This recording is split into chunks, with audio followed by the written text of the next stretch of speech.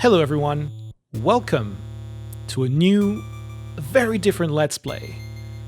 This is Metroid, released in 1986 on the Famicom Disk System in Japan, and later on the Nintendo Entertainment System in other countries.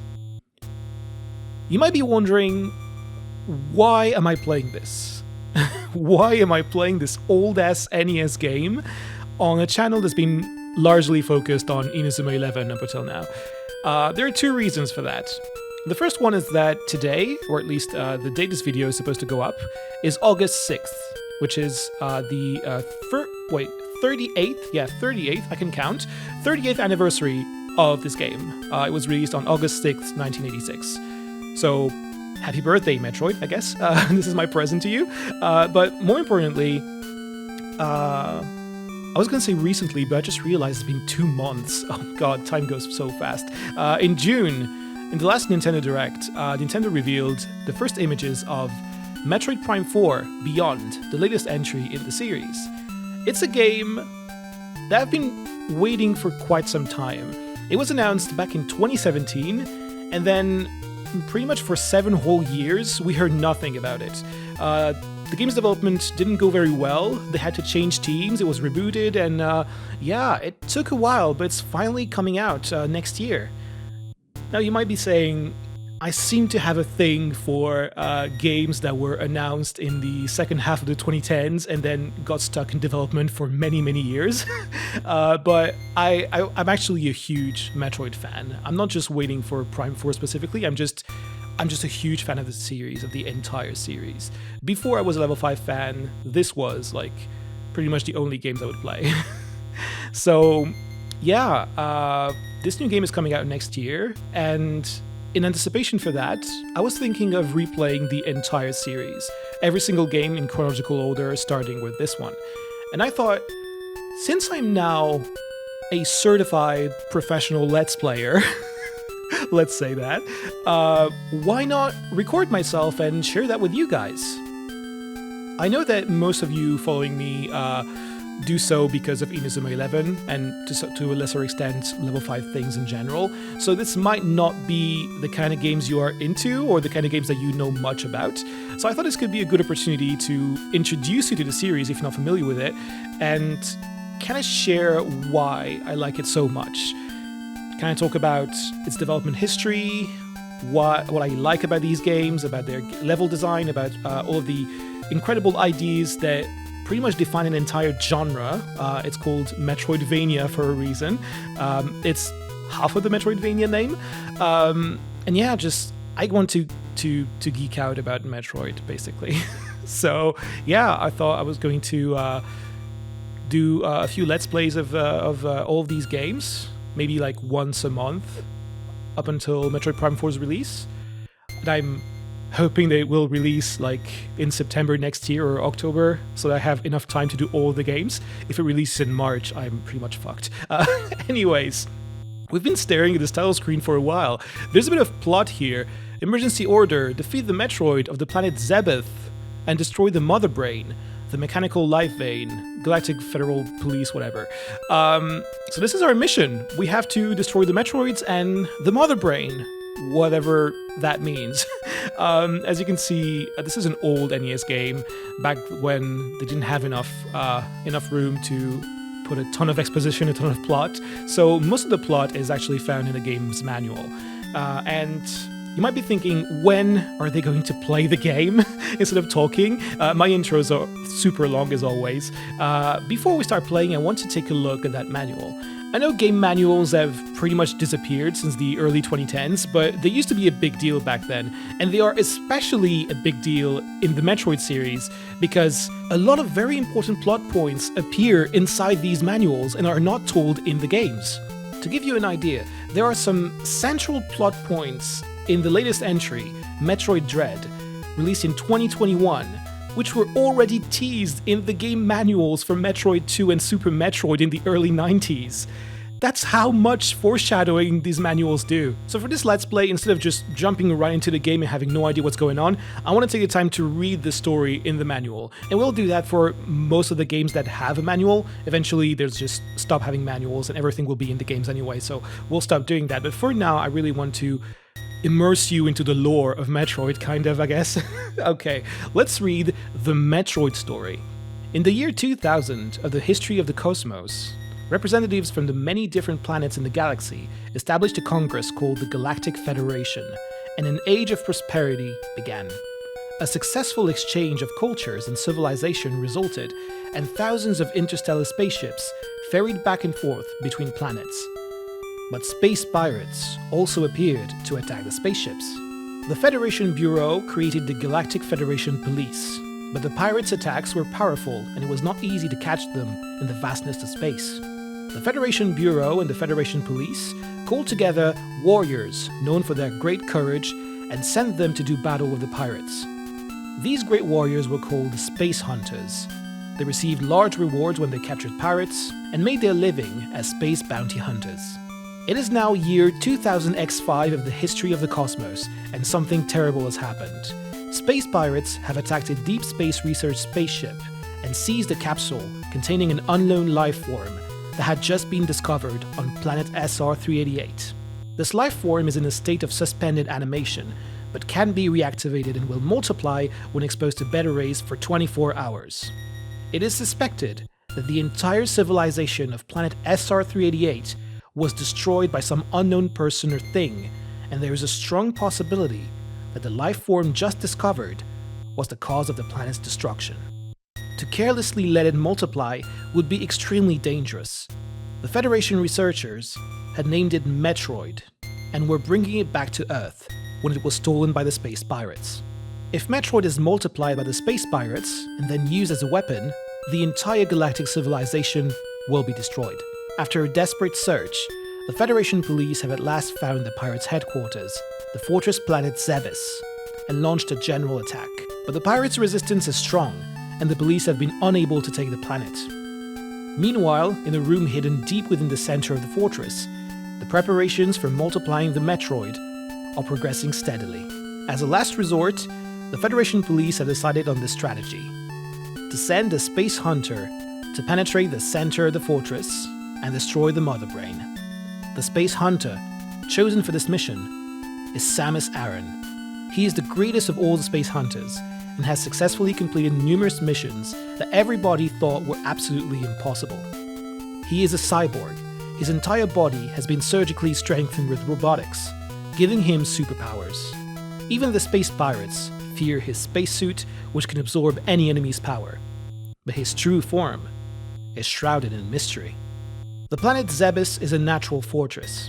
Its sides are covered with a special kind of stone, and its interior is a complicated maze. On top of that, the pirates have planted devices and booby traps in the maze, and the pirates' eerie followers lie in wait around every corner. Samus has now succeeded in penetrating Zebes. I never saw that. Wow, I never noticed. I've read this manual so many times. Penetrating. Sorry, let me start over. Samus has now succeeded in penetrating Zebes, but time is running out. Will he be able to destroy the Metroid and save the galaxy? Well, let's find out.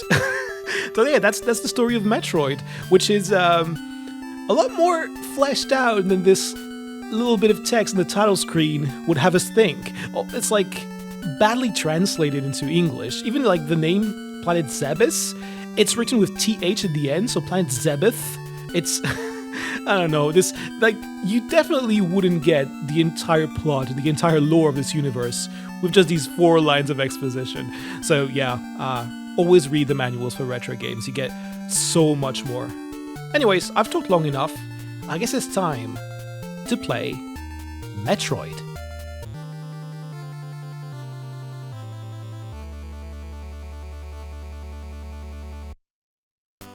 Our adventure begins with some enemies that we can shoot, and oh, I was lucky, got some health pickup, that's nice. So yeah, this is Metroid. We're playing as Samus, the bounty hunter. We can run, jump, do some stylish somersault, and of course we can shoot everything that moves. Planet Zebes has different areas, always full of various enemies. They can be a bit of a pain, especially these little spiky monsters that are crawling around walls. They're called Zoomers.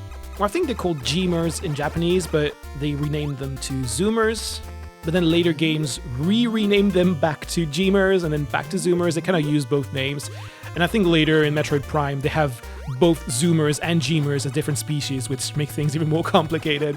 But yeah, that's the only enemy I know. I think this one falling from the ceiling is called a Scree, but I don't know all the enemy names. I haven't spent hundreds of hours on the Metroid Wiki, unfortunately. And already we've reached a dead end. This little Zoomer was crawling away, but we can't follow him because we're too tall. We can't get down. We can't crouch. We can't crawl. We're stuck. There's no way to proceed further. We must have missed something. Okay, so this is the first bit of brilliance in Metroid's level design. Something that's been talked about by pretty much everyone on the internet. So like, even if you're not familiar with Metroid, you probably already knew this little twist, I guess. And you probably were thinking, where are you going? Why are you going right? You're not supposed to go right. Yeah, this is a little bit of brilliance from Metroid's level design. Back in the day, action platformers were very simple, like a succession of linear stages. You start from the left and you have to go right. So naturally, if you were a player in the 80s, I suppose, I wasn't born then, so I don't know how I would have reacted myself, but you would have gone to the right and found this dead end. So if you come back here, hoping to find the one thing that you missed, you would go further left and notice that the level actually continues to the left. And you realize that if you have just gone like just a few steps to the left, you would have found your first power-up. It was right there this whole time. It was just right next to you when you started the game, but because you thought you just needed to go right and jump and shoot stuff, you missed it. This is the game's first lesson to the player. Metroid is a game that is going to have non-linear exploration. You're going to have to explore these horizontal rooms not just by going to the right, but also sometimes going to the left. And occasionally you'll find some roadblocks and you'll have to backtrack to find the item that you need to progress. Here's our first power-up. This little round ball over here allows Samus to turn into a ball, just as round as the ball that we picked up. This is probably Samus's most iconic power-up, and I really like this little bit of level design here. You can't escape unless you use this item. As you can see, this is too high for Samus to jump out, so the only way to go out is to morph into a ball here and escape. So this kind of serves as a mini tutorial.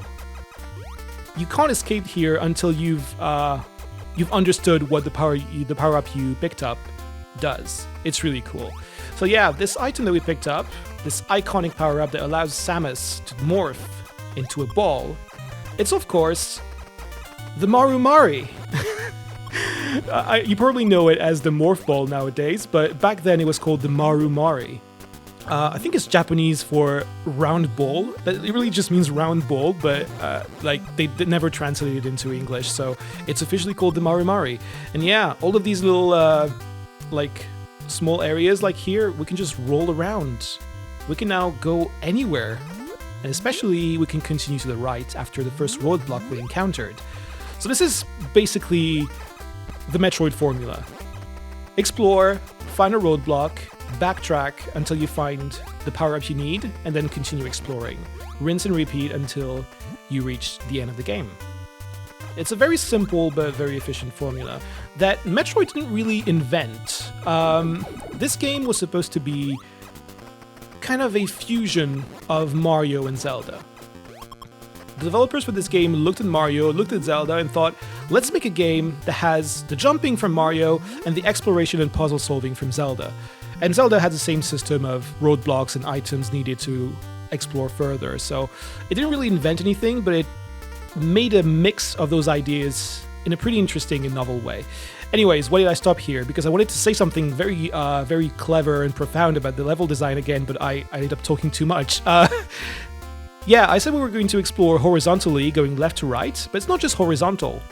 there's also vertical exploration. We're gonna have to go down, and also we're gonna have to go up. Ow, ow. That was terrible. I suck at platforming. Yeah, this game has, in addition to those long horizontal hallways, it also has some very long, very, very long vertical shafts like these. So this might sound like this game offers a bit of platforming challenge, but as you will very soon realize, the layout for these platforms is just copy-pasted through the entire room, so it ends up being a bit too repetitive, unfortunately. The platforming in this game is not that fun or interesting. It's mostly going to be about navigating the obstacles. There are all these enemies and timing your jumps, sometimes stopping to shoot everything. But like if you're a high-level player, like I've seen some high-level speedruns and like they can do some pretty impressive stuff. So clearly there is room for people to like improve their skills and do some really cool platforming, but it's not what you're going to see in this Let's Play, unfortunately. So this room has a very different mood, very spooky music that replaces the catchy melodic tunes of Brinstar.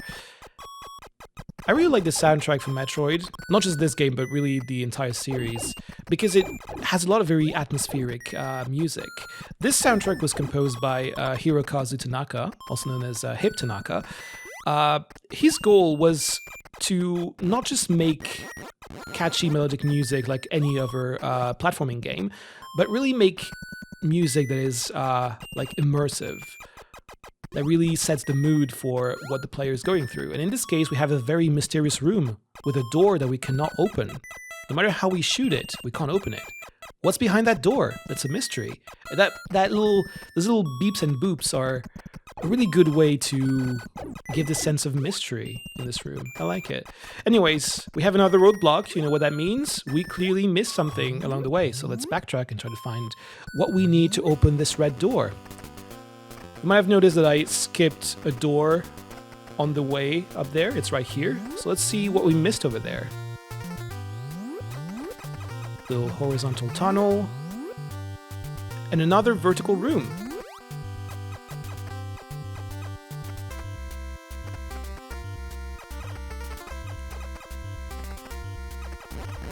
Ow. I keep hitting enemies.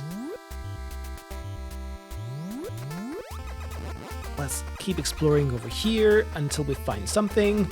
I'm gonna try to like explain my reasoning for exploring, because I kind of want you to try to think about it as you're watching. I know this game is a bit daunting for new players because like it's old, it's cryptic, it's God, there are too many enemies. It's too dangerous here. But yeah, this game is often criticized for being too cryptic and like impossible to play without a guide. I'm gonna try to explain like the thought process behind exploring in this game to kind of demystify the exploration and hopefully convince you to pick it up, or at the very least try to play along while you're watching to try and see if you can come up with the same conclusions that I'm coming up with. Anyways, over here we have our next upgrade, the missile launcher. As you can see now in the top left corner, I have 5 missiles that I can use to shoot stronger enemies, like these pesky little fly monsters. Ow. Let's see if I can hit it. Let's see if I'm good at aiming. Yeah, got it. Dead in one hit. And now I'm gonna have to farm for missiles. Oh no, it respawned. Oh, that was all for nothing. Okay. Terrible example. I'm terrible at doing Let's Plays. Yeah, missiles are super useful because they're very strong. They can help you defeat stronger enemies, but also they are what you need to open red doors. So I'm always going to try to stay at max ammunition, or at least to have 5 missiles, because you need 5 to open every red door. Luckily, you only need to do it once. Like, once the door is open, it stays open. But yeah, it's a bit annoying. Oh, thank you. These little enemies coming out of the pipes, they exist solely to help you refill your health and ammo. This is a good idea in theory, but as you saw, they keep respawning immediately after you kill the previous one, which makes it very hard to manage. Luckily, in other games, they improved that system a lot. Anyways, we have enough missiles to open that red door, so let's go back and see what was hiding behind it this whole time. I failed that jump. Oh god, I'm so bad at platforming. This game is a bit hard. It might not seem like it right now because it's still the first level, but it gets pretty hard after a few levels. And I'm a bit scared of doing a Let's Play like this because I'm not very good at this game. I'll probably die on more than one occasion. I'm gonna try to do this without save states. I'm playing this on Nintendo Switch, by the way, so like if I just press these buttons, I can like rewind and cheat, quote unquote. But I'm gonna try to do this without any rewind, without any save state. I'm gonna try to play it the good old way. But if you're playing this for the first time, don't feel ashamed for using save states. Don't feel ashamed for using save states in any game, whether it was released in 1986 or 2006. Like, don't be afraid to use this. Like, no one's going to judge you because you didn't play the game correctly or you quote unquote cheated at the game. It's like, just play game and have fun. It's really all there is to it. Okay, anyways, 1, 2, 3, 4, 5. The door is open, and it will stay open forever now, so we don't have to waste any more missiles. In this room, we have this mysterious bird statue. The manual doesn't tell us anything about these statues. They will be, how do I say, future games will detail the story behind these statues a bit more, but for now, let's just call them mysterious bird statues. They hold in their hands crystal balls that can contain upgrades for Samus to pick up. This one, you can't see it because the NES can't display too many sprites at the same time, so you can't see the L, but like if I jump, you can see there's a little L icon on this weird item. The L stands for long beam. As the name implies, it's a beam that shoots further. It's longer.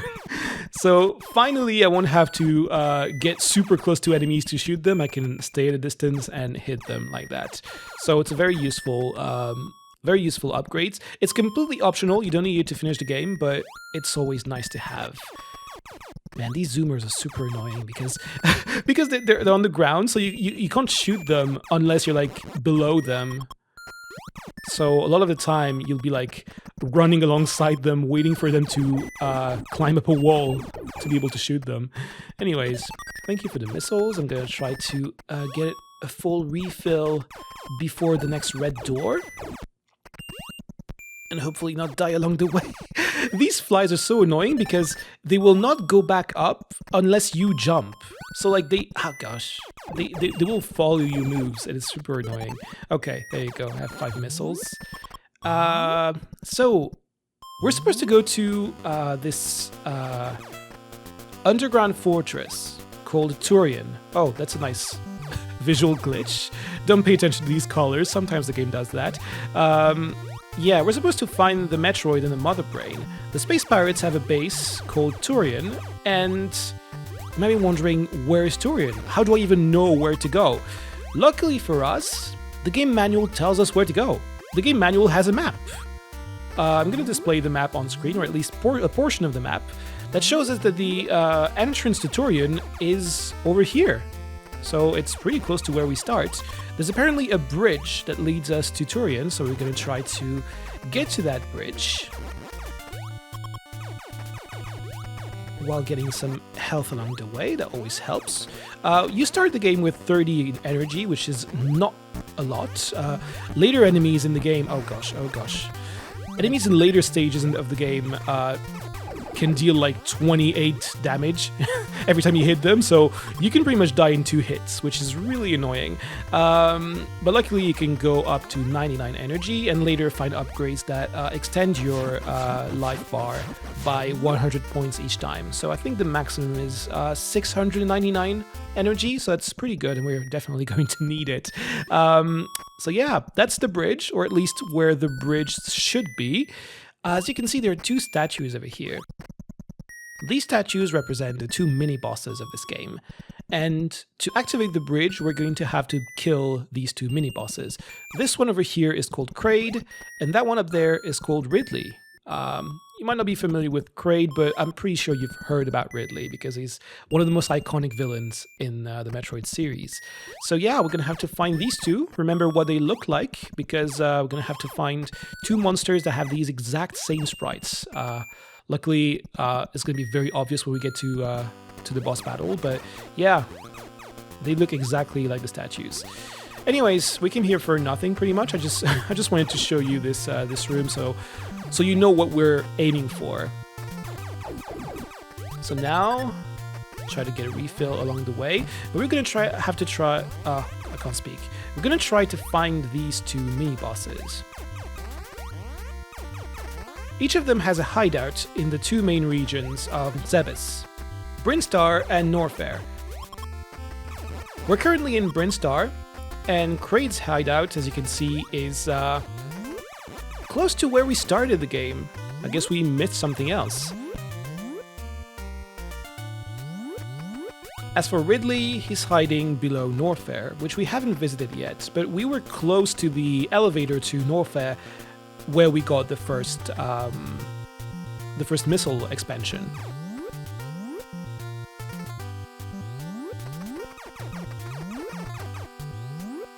We'll go there shortly, but first I want to explore a bit more of Brinstar. There's this room to the right that we haven't been through, so let's go there and see what we can find. These enemies right here are so annoying. They have this weird, like, oh god, this wave pattern, and it's so hard to predict where they're going. I hate them so much. Nothing much happening in this room. There's gonna be a lot of horizontal rooms like this. I hate this one. I hate this one. God, so annoying. And here's another horizontal room with the same kinds of enemies. Luckily for us, there's going to be a really cool upgrade very soon. Oh god, oh no. Yeah, you can fall into lava. It doesn't kill you, but you lose a bit of HP for every second that you spend there, and it can be a bit tricky to jump out, as I just demonstrated. I didn't think I would be spending that much time in the lava. Okay, that was another long, painful horizontal room done.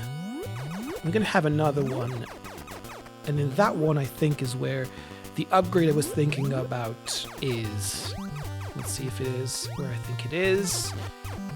Oh my god, there's so many of these weird things. I don't even know what they're called. Yes, it's here. This little E. Oh gosh, oh gosh. Well, it's fine. I don't need any health because this item is going to refill my energy and give me an extra 100 HP. This is an energy tank. There are, well, you can collect up to 6, but there are actually 8 in the whole game. So 6, oh god, I'm already losing health. Oh no, it's nearly impossible to stay at full health in this game. It's, oh god, it's so hard. But yeah, there are 6 energy tanks that you can pick up and 2 extra secret energy tanks. I'm calling them secret because their locations are super obscure and it's like nearly impossible to find them unless you know that they're there. Like, you can't find them by accident. I guess there's one that you can kind of find by accident, but another one, like, it's impossible to stumble upon it purely by accident, I think. Anyways, I hope I can get one more missile over here because we're already at another item room. Please give me a missile. Thank you. Wow, didn't think asking would would work. Okay, let's get there hopefully before the zoomer. It's fine. I don't need this energy anyways. Okay. 1, 2, 3, 4, 5. Now I have to wait for the zoomer to go back here. Please don't follow me. Please don't follow me. Please don't follow me. Okay. There's this weird thing about this game. It was done in a very short time with a very strict deadline, so it's not programmed very well. Especially the NES version, which has it introduces a few bugs that weren't there in the Japanese version. But anyways, yeah, when you go through a door, the enemies can also go through the door with you, and they can actually touch you and hurt you during the screen transition, which is why I was so scared about that zoomer earlier. Anyways, here's our next item. The bomb. So, what does the bomb do? You can't use it when you're standing up, but if you turn into a ball using the Maru Mari, you can lay down a bomb and blow stuff up. Well, over here there's nothing to blow up, but oh, there's a pipe here. Huh. Well, nothing here, but clearly this tells me there might be other pipes with secrets, so we'll have to pay attention to these pipes. Anyways, yeah, you can use these bombs to destroy certain blocks and find secret passages. So this will be very helpful to explore and find other secrets in the game. In fact, this is, like, once you have this item, you can pretty much explore the entire game, minus Torian, because you need to kill the 2 mini-bosses first. But, like, you have access to nearly the entire world map now. That's how non-linear this game is. You don't have to collect, like, upgrade 1 to access area 2, then upgrade 2 to access area 3. Once you have the bombs, you can pretty much go anywhere you want. And as I was preparing this Let's Play, I was trying to come up with, like, the best sequence to show you, because you can pretty much go anywhere. You could fight Ridley before Kraid, even though Ridley's hideout is called Mini-Boss Hideout 2. You can collect upgrades in different areas in any order. You can skip certain upgrades, so I tried to come up with a sequence that makes sense. And hopefully I can show some interesting things along the way.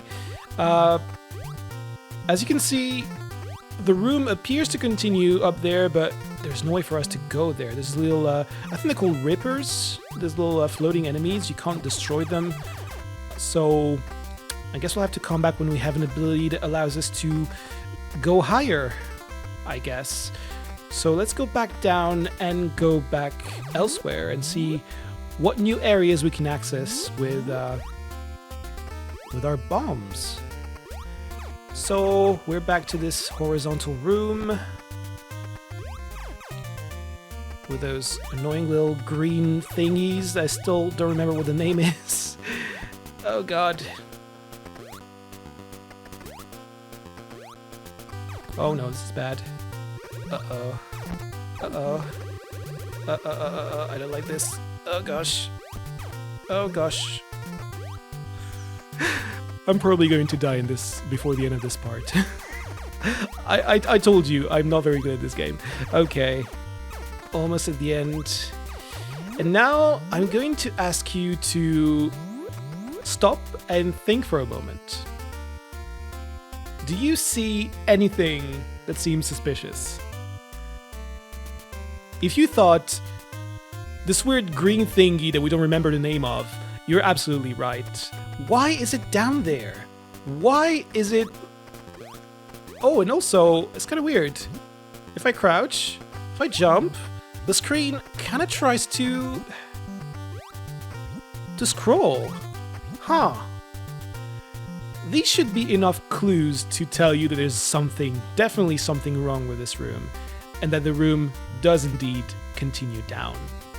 So let's put some bombs and try to find if there's a way to break those blocks. And there you go. So let's go down.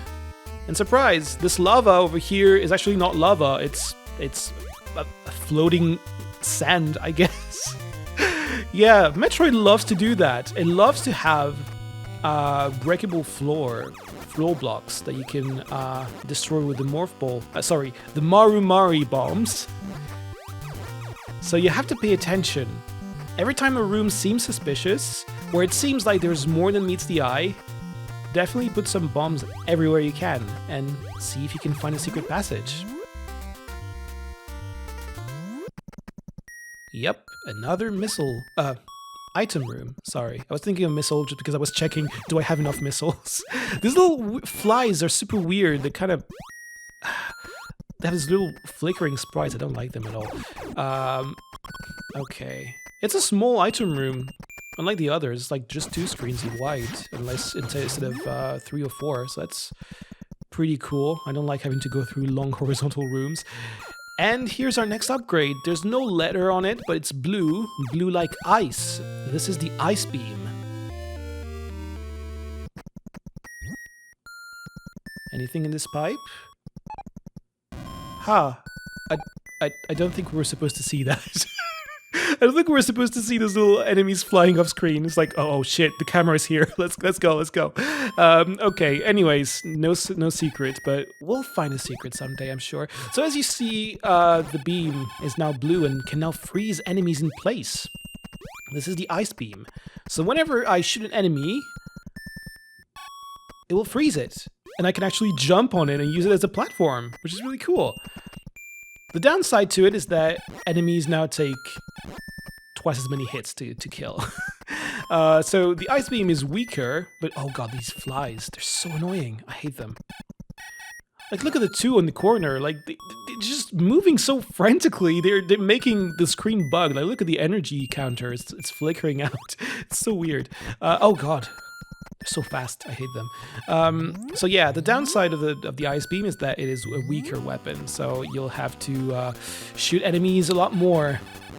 So yeah, now I can freeze these little guys and use them as platforms, which will make platforming a bit easier, but also a bit trickier. Okay, this part, I hate it so much. As you can see, it's too high for me to jump out. So you have to time your jump to get on top of the block as it respawns. And as you can see, I am terrible at timing. Okay, think, Alex, focus. I think now is a good time. There you go. Okay, I got hit by the block, so I lost a bit of health, but it's fine, it's fine. I got out. This might seem like I was not supposed to be there, right? Like, it really seems like you're not supposed to be there because you're expected to be able to jump higher to get out of this pit. But I'll explain later why I still wanted to come here first. For now, we have the ice beam, and we have another room just like that, with a weird green thingy. Oh god, I should only... Oh god, ow, I hate it. Okay, I'm gonna freeze it and not touch it. So, there's another one down here. This block can also be broken. I'm not gonna go down though, because it's actually a trap. There's nothing down there. So, it's just there to waste your time. Sometimes the game likes to troll you. I don't really like it. There's a remake of this game on the Game Boy Advance that actually puts something down there. I think it's a missile expansion. So, like, it's not a waste of time if you try to explore. But yeah, just to let you know why I didn't go down there. If you had the intuition like, wait, there's also a green thingy. Is this a hidden room as well? You were right. There was definitely a secret passage down there. Anyways, we have everything we need to go back to this room down there and head to Norfair, I think. Is that where I wanted to go? Sorry, hang on. Let me just... Let me just check my notes. Sorry, this is not very professional. Did I want to go to Norfair next? Okay, I wanted to go to Norfair next. Okay, cool. Also, I'm almost out of battery. I should probably plug my charges. Sorry, this is very unprofessional. Okay, and we're back. Yeah, as you can see, the ice beam can be really helpful to stop enemies in their tracks so they don't hit you, but for combat, it's not the best. They are definitely very helpful for these little pipe enemies because they will keep respawning until they drop an item, and you'll have to leave the item in the air for the enemies not to stop respawning. It's much more convenient to freeze them. Ow. God, I hate these enemies. They're supposed to be helpful. They're supposed to be... Ow! They're supposed to be something you want to find, but the way they respawn, the way they charge at you all the time, it's actually a bad thing. You start hating these guys. Okay, oh god. Zoomers. Okay. There we are. Our elevator to Norfair. As you can see, the music is also very spooky in here. Kind of gives a sense of, like, what's awaiting us down there. Sounds like it's going to be dangerous. Here we are in Norfair, the second level of the game. It's noticeably harder compared to Brinstar because it's lava world, basically. Lots of fireballs, lots of flying enemies. Let's use a missile for this guy. These red thing down there might not look like it, but they're actually enemies. They can spit fireballs or rocks or something. There you go. I think in the Japanese version, it was supposed to fire these balls randomly, so sometimes to the left, sometimes to the right, but because of how the RNG is programmed in the NES version, they always fire in the same direction. So I'm not sure if it's a downgrade or an upgrade. They're still annoying regardless. Also, look at these little fire zoomers. I don't know what their name is, but yeah, every region is going to have their version of the zoomer enemy. They're basically the Goomba of Metroid. Okay, let's... Oh gosh. I was surprised I forgot this guy was here. Here's some more missiles, so we don't have to rely on the same 5 missiles throughout the entire game. There's a total of... I forgot how many. 105, so that's 21? Ow.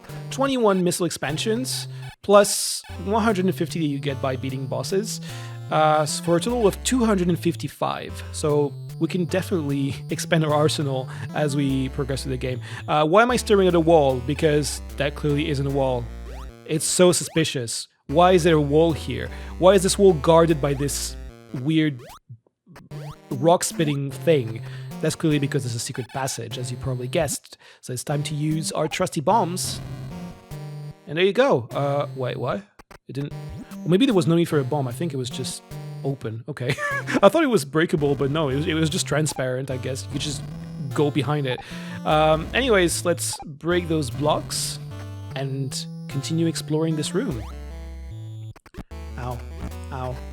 Ow. Oh god. As you can see, the enemies in this area deal 10 damage, which is a bit more than it did in Brinstar, I think. I don't remember how much it was in Brinstar, but every area is going to have a different amount of damage, and it's going to deal more and more damage as we progress. So I'll have to start being a bit more careful with what I do. I might die very soon, but hopefully I will be able to get to the end of this room and... Oh gosh. Okay. Oh my god. Oh no. Oh no. Okay, okay. Okay, okay, okay. Focus, Alex. Focus. Oh gosh. I hate these flies. They're gonna kill me, aren't they? Oh my god, I can't hit them from here. Okay, I was able to hit one. The other one, though, it worries me. Okay, okay. Let's try it. Oh my god, of course I fell into the lava. I'm so bad at this game. Okay. Here's some more missiles, and there's, I think, another one a bit further to the right, if I can get there without dying. Or not. It's a wall. Huh. Okay. I thought there were more. I'm probably confusing with another room. I almost died for 5 missiles, and I actually died. Okay. Game over! Oh no, I died. I actually wanted to die here for one very simple reason. First of all, we get to see the password system. This game doesn't have a save file system. It used to have one in the Japanese version because it was using the Famicom disk system, so you could save your game on the small floppy disks that the game was on, like in The Legend of Zelda. But when it was ported to the NES, they want to be a bit cheap. While a game like Zelda had a save system on the NES, for Metroid, and also I think Kid Icarus also had a save system in Japan, they resorted to a password system. So see those numbers and letters on screen? Write them down on a piece of paper, because if you want to continue from here, you're going to have to enter them, to input them in the password, the continue menu from the title screen. I'm not going to bother because I'm just going to press start and respawn at the entrance. That's also why I wanted to die, because it's actually faster too. Like, why bother trekking all the way back to the entrance and possibly die along the way if I could just die and get sent back here. When you start the game, after continue, you always start with 30 energy. As you can see, my extra energy tank is empty. So I'm gonna have to work my way back to 199 if I want to be at full health. And that's super annoying. That's one thing that really turns off a lot of new players, but honestly, you don't really need to be at full health at all times. Just keep exploring, try to get as much health as you can, but like, don't get out of your way. Don't go out of your way to stop and farm for 199 HP every time you start a new, like every time you continue the game after a game over. You'll be wasting time. It's much more efficient to just go with 30 energy and try to get whatever you can find along the way. So yeah, let's keep exploring Norfair. I'm gonna try to freeze this guy to use as a platform. Okay, that... I didn't count how many tries it took me, but let's say I got it first try. Okay, I don't like this room because if you want to stay on the higher platforms, you're always going to find these little fire zoomers. I really need to check what their actual name is. So they can be a bit annoying. But anyways, we made it through this horizontal room. Now here's our vertical room. I'm gonna go up there. Man, the ice beam is so slow. Having to shoot enemies twice is really annoying. And we can use... I shouldn't have freezed him here. As you can see, this platform is a bit too high for me, but I can freeze this Turbo Reaper. I don't know what it's called. the regular ones are called Ripper, but these ones are like a turbo booster or whatever. they can like fly like a rocket. It's really funny. Yeah, still too high up there, so I guess we'll go through this door over here and see what we can get. So this is why I got the ice beam earlier in Brinstar, because this allows me to get to this area first. And yep, this definitely looks suspicious. Why is there a wall already? This is definitely a fake wall. There's definitely something behind that wall. Let's see, is it high enough? Or not? Where's the entrance? Oh, there you go. We get to see it. See where my beam goes through? So this is where the tunnel is. So I'm going to try to time it. No. I don't usually struggle with this. Okay, there you go. Yeah, you can use bombs to do what's called a bomb jump. Like using the explosion, you can... Oh gosh. Oh no. Oh no. Oh god. I hate these guys, little horse... seahorse enemy? I guess lava horse? I don't know what to call them. I wasted so many missiles. Oh god. No! Oh god, no! I got killed during the door transition by those fireballs. Oh. Yep, that's also part of the... the classic Metroid experience. Okay, so the previous death I had accounted for. I actually wanted to die to show you the continue system. This one I had not planned at all. I did not think I was going to die there. Oh god. You might have noticed that my password was a bit different when I did a continue earlier. That's because the password is like, it doesn't just keep track of where you are. It keeps track of pretty much everything in your game progress. So how many missile expansions you got, how many missiles you have right now in your ammo, but also if you beat certain bosses, which doors you have unlocked as well. So I was able to unlock that red door before dying. That door is forever unlocked now, and the information that the door is unlocked is stored in the password. So I don't know which character tells it that. I don't know how it's built exactly, but that's why the characters will change pretty much every time you die, because you will eventually do something that makes the game just a tiny bit different after continue. Okay, let's do this again. For some reason now it's jumping much lower than before. The RNG in this game is so bugged. It's incredible. Okay, let's try not to get hit by those. Oh god, oh god, oh god, oh god. Okay, okay, ow, ow. Okay, now it should be fine. I know I said I wouldn't use rewind, but fuck it. I'm gonna do it. I'm gonna do it. Even with rewind, I couldn't do it. Sorry about that. I'm just gonna skip ahead. I'm just gonna skip ahead. Okay, I'm back. Let's try to do this without dying this time. That was a mid-air jump. Just doing a secret speedrunning technique just now. That was purely by accident. Okay, this item might look familiar because it's blue. Blue like ice. Blue like the ice beam that we already have. This game has 2 ice beams. So it seems like we came here for nothing. But you might have noticed that the this part over here is a bit different compared to the other statue rooms. This is actually your hint that there's a secret down there. We can bomb our way through this tunnel to access a new room. And eventually some really cool items if I can get there without dying, which is not a guarantee given that there are a lot of enemies. I'm gonna try to use missiles more. God, I hate the pattern of these fireballs. There's another one near the door. I hope I didn't freeze it, but oh god, okay. Can I jump over it? Okay. Sometimes I get unlucky and freeze it like just a few pixels too high and it blocks the door and I can't go through. Okay, so this room is a bit annoying because you're supposed to... Wait, huh? There's supposed to be a Ripper here. Did you just spawn in the wrong spot by accident? This game is so bugged, good god. Yeah, so what you're supposed to do is like break those bricks over here and like jump before they respawn and land on top of the reformed block. But if you do that a bit with the wrong timing, the rocks might... Oh god. I thought I was going to die. Yeah, you can get really unlucky. If the enemy just spawns at the right spot, you're dead. Oh god. Okay. Oh, nice. 40 HP. I'll take it. Here's another dead end, but of course we can bomb our way through. But yeah, those reforming blocks can be really annoying because if you land with the wrong timing, it will reappear on top of you and it will hurt you. It will cause damage. So you can actually die because of a rock.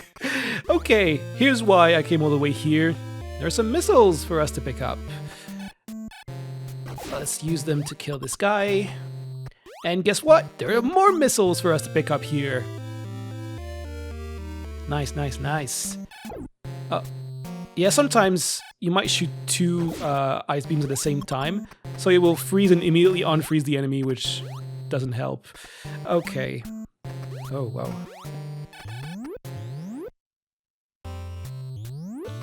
And now we've reached another dead end.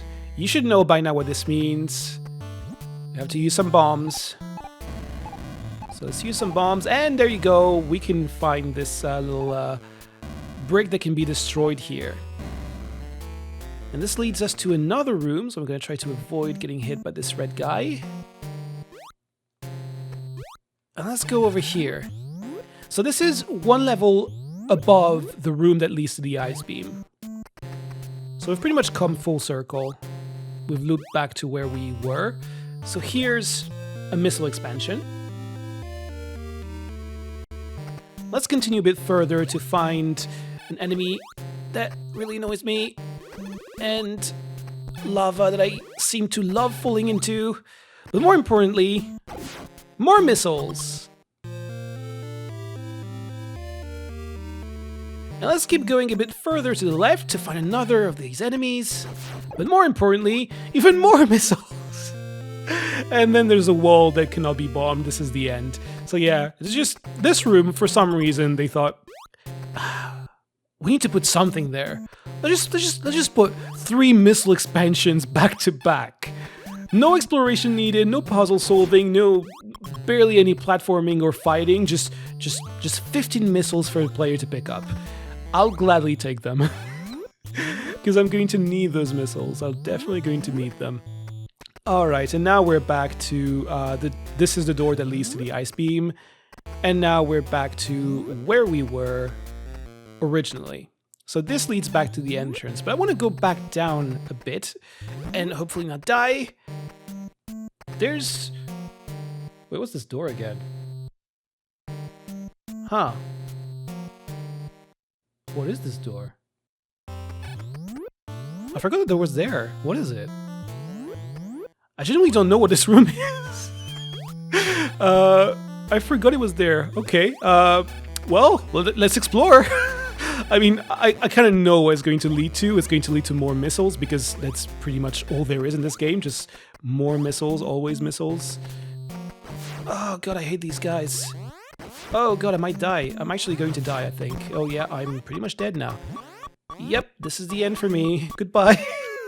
Oh, I did horribly in this room. I guess we'll keep this room for later. Let's live a bit of mystery. We'll look at this room next time, I think. For now, let's go where I originally intended to go. But before we get there, I'm going to show the map once again. So, as you know, we're supposed to find the hideouts of Kraid and Ridley to get access to Turian. Kraid's hideout is located somewhere in Brinstar. We've supposedly already crossed the room that leads to his lair, but I guess we didn't have the right power-up to access it just yet. But for Norfair, it seems to be below Norfair. And right now, we've only seen rooms that led us to go up. We haven't been able to go down. So clearly, there must be a way to go further down than what we're seeing right now. So let's get back to the main vertical room that we were in. After I get through this long and tedious horizontal room. Okay, thanks for the health kit pickup, that's impossible to get. So let's go down. Ignore that door of death and focus on this floor over here. Earlier, we found out, the level design told us that you can bomb these floors. When it seems like you can't go down, you can actually go down. So if we were to bomb the floor, specifically if we were to bomb the exact same spot that we bombed earlier, yep, the room goes further down. This one is the most infamous bombable block. The one that actually, like, it's pretty much the block that tells you if you're going to enjoy the game or not. Either you find this block and you can continue with the game, or you didn't find it and you got stuck for hours and you hated the game and you stopped playing. The reason I went for this sequence, where I get the Ice Beam in Brinstar before the one in Norfair, is because I wanted to do this little loop around that shows me a bombable block, and you have to bomb that block on the floor to be able to continue. So, ow. Okay, I thought I was going to die in the door transition again. Okay, so what's this item now? Guess what? There's a third Ice Beam, just kidding. These are the high jump boots. As the name implies, this allows us to jump higher. And you might notice that, yes, once again, there's a secret passage down there. But we're not gonna go there just now. I think this part has been going on for long enough, and there are more things I want to find in Brinstar before we explore the dangerous, lava-filled rooms of Norfair. So let's stop here for today. I just want to finish by saying the route that I took today, taking the Ice Beam in Brinstar first, is just one of many possible sequences for this game. Nothing is stopping you from coming here first, getting the high jump boots, and then accessing the Norfair Ice Beam area using the high jump boots. And instead of entering the Ice Beam room from the side I entered it, go all the way to the top and then enter it from behind, from the little secret tunnel. This is also a valid option. You could have skipped the high jump boots completely and gone directly to Crate if you wanted to. This is really a non-linear game that lets you explore and complete your mission any way you want to. We could technically finish the game with what we have right now. All you need is the Ice Beam, the bombs, the Morph Ball, sorry, the Marumari, and that's it. We have everything we need to finish the game right now, believe it or not. But we're going to do things properly, we're going to try to collect as much as we can. So, I guess tune in next time when we go back to Brinstar and explore some more now that we have the high jump boots. Hope you enjoyed. This is a very different Let's Play compared to what I usually do on this channel. I say this as if I've been doing Let's Plays for years. I've been doing this for just a few months now. But yeah, I hope you enjoy, and I hope you'll tune in next time for some more Metroid. Thank you so much for watching. Have yourself a wonderful day, and see you next time. Happy birthday, Metroid. Bye.